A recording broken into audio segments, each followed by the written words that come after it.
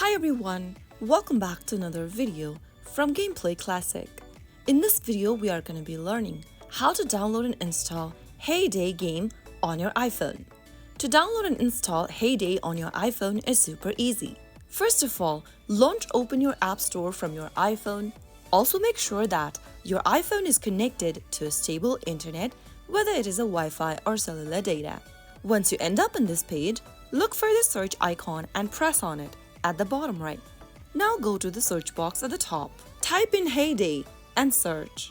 Once you find the Hay Day application, simply go ahead and tap on the Get button, or if you've already installed the application previously on the device, you will see a little cloud icon with an arrow in it.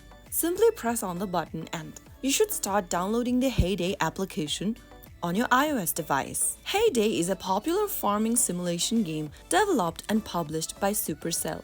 Wait for the application to download and install, which will take several minutes, depending on your internet speed. After the installation is completed, tap the Open button to launch Open Hay Day. Now with the Hay Day downloaded on your iPhone, you are all set to dive into the fun world of farming.